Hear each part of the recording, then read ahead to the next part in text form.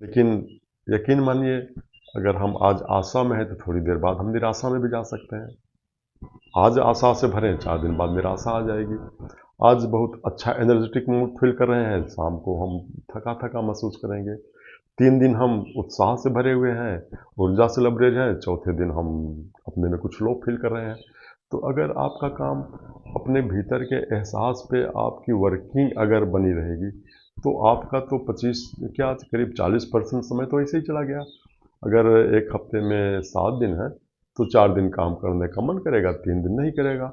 3 दिन जब नहीं करेगा तब तो आप एकदम से नहीं करेंगे, और 4 दिन जब कर रहा तब भी नहीं कि आप फुल पोटेंसी से करें। तो इसलिए किसी भी काम को करने के लिए कंसिस्टेंसी बहुत ज़रूरी है। वो इसका कोई शुभ मुहूर्त नहीं होता काम करने का। जैसे नौकरी में आदमी जाता है, काम मन हो चाहे ना हो, काम पे जाएगा। एक आदमी प्राइवेट जॉब में हो चाहे सरकारी जॉब में हो, उसका मन हो चाहे ना हो, लो ऊर्जा हो चाहे हाई ऊर्जा हो, मोटिवेटेड हो चाहे ना हो, वो काम पे उसको जाना ही जाना है, और जो काम दिया है उसको करके आना ही आना है। वो और उस काम को अच्छे से करना ही करना है, चाहे मन लगा के करो चाहे बेमन से करो, चाहे जल्दी जल्दी करो चाहे ऊब के करो। और जैसे एक बैंक कैशियर है, काउंटर पे बैठा है, मन है नहीं मन है, वो पैसा गिन रहा, लोगों को दे रहा है। बहुत उत्साह से भरा तो थोड़ा सा इजी वे में कर रहा, उत्साह से नहीं भरा तो भी वो पैसा सही ही तो गिन रहा ना। ऐसा तो नहीं कि 10,000 की जगह 8,000 देगा या 12,000 दे देगा। वो काम की प्रक्रिया को सही ढंग से कर रहा है। ये बात और है कि भीतर से उस क्षण आनंदित नहीं है।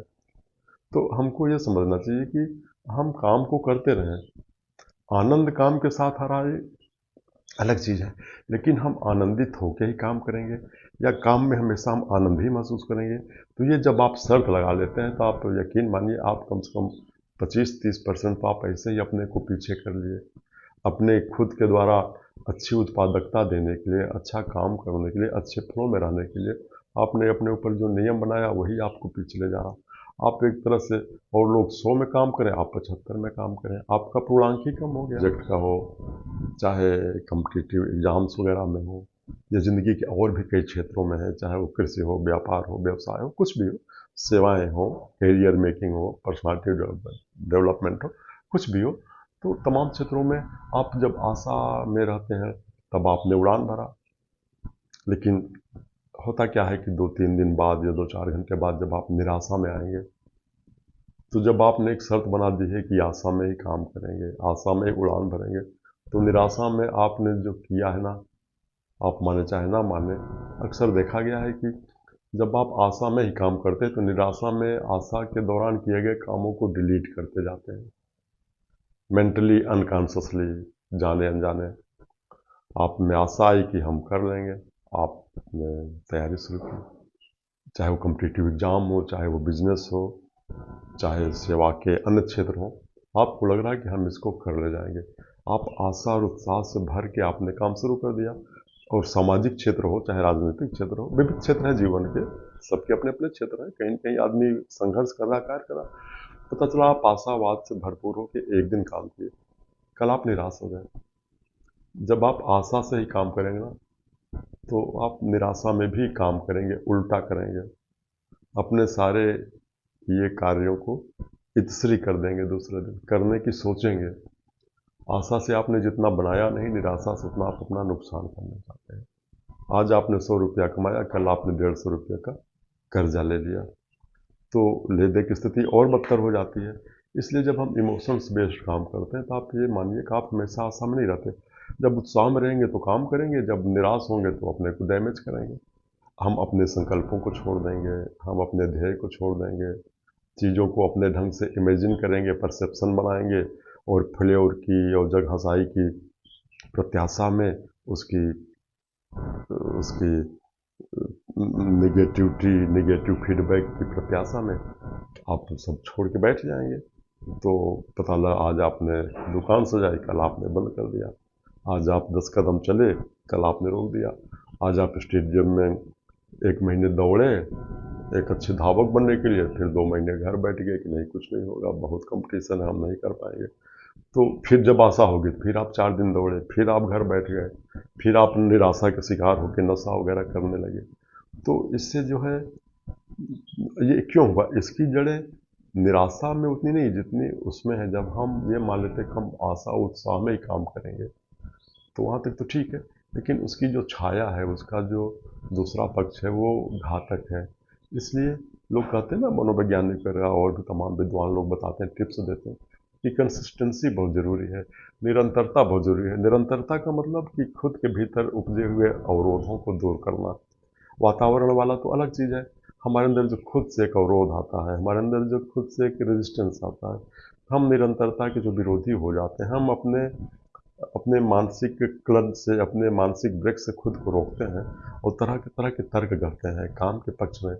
हम ऐसे ऐसे तर्क गढ़ते हैं कार्य के पक्ष में कि कार्य को चौपट करने के लिए हम कार्य के पक्ष में तर्क गढ़ते हैं, हमें पता भी नहीं चलता। हमें लगता है कि हम बहुत इंटेलिजेंट स्टेप उठा रहे हैं, हम बहुत अच्छा सोच रहे हैं, हम बहुत गहराई से चीज़ों को पकड़ के चल रहे हैं, अगला नहीं समझ पा रहा। तो ये इसका मतलब, कहने का मतलब है कि इमोशंस बेस्ड जब आपके काम होंगे तो देखिए, काम शुरू कर दीजिए और इमोशंस अच्छे हों, ये तो एक अच्छी बात है, होनी चाहिए। लेकिन इमोशंस बेस्ड ही काम करेंगे तो इसके नेगेटिव पॉइंट्स भी बहुत सशक्त हैं। एक तो जब आप इमोशंस बेस्ड काम करेंगे, जब आप आशा में होंगे, उत्साह में होंगे, आनंद में होंगे, तभी काम करेंगे, तो आप केवल मुश्किल से 50% 40% समय का ही उपयोग कर पाएंगे, बाकी समय आप नहीं कर पाएंगे, वो भी बहुत मुश्किल से। और बाकी समय जो बचा उस समय आप कुछ भी नहीं करेंगे, और और भगवान करे, और बल्कि आप बनी बनाई चीज़ों को डैमेज करेंगे, अपने उल्टे सीधे निर्णय लेंगे, चीज़ों को विड्रा करेंगे। तो इस तरह से पता चला 4 कदम चले, फिर 6 कदम पीछे आ गए, 10 कदम उड़े, फिर 8 कदम पीछे आ गए, फिर अगले दिन 20 कदम चले, फिर 50 कदम पीछे आ गए। कि ये जो ऊपर नीचे जाने का खेल है, ये जो जिग जैग मोशन है, कभी सीधा गए कभी उल्टा आए, इससे होता क्या है कि हम जो करते हैं, हम जहाँ से चले थे वहीं नहीं रहते, बल्कि उसके और पीछे आ जाते हैं। जहाँ चले थे वहीं रहना भी ठीक नहीं है, जहाँ से चले थे, चले भी खूब, दौड़े भी खूब, लेकिन अपने दुष्प्रेरण से, अपने गलत स्ट्रेटजी से, अपनी गलत सोच से हम जहाँ से चले थे वहीं भी नहीं रह गए।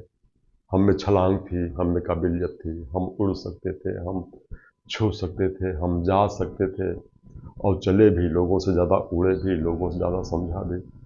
लेकिन एक भूल की वजह से, एक चूक की वजह से, हम सब कुछ करने के बावजूद हम बहुत दूरी चले, लेकिन ओवरऑल हम जहाँ थे वहाँ से और पीछे आ गए।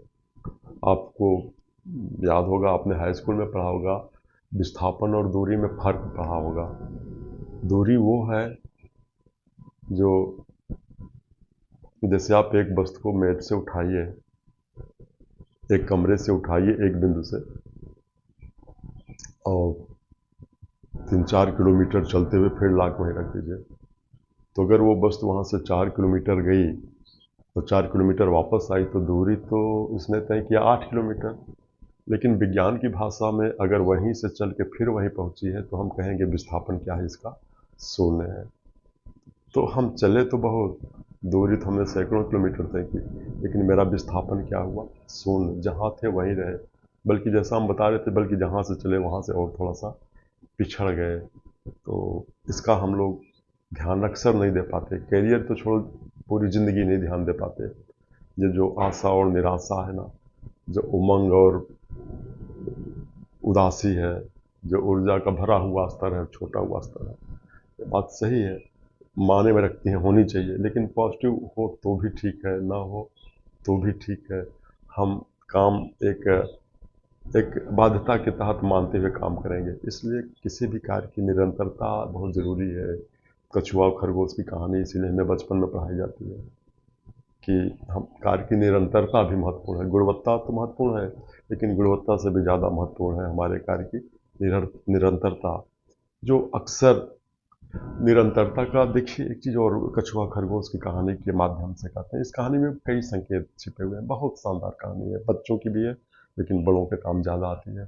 जैसे कछुआ गति के लिए जाना जाता है, स्पीड के लिए जाना जाता है, और इसकी स्पीड में ये खरगोश स्पीड के लिए जाना जाता है, और खरगोश की स्पीड में जो बड़ी बात होती है, ये एकाएक अपने पैतरे को बदल सकता है।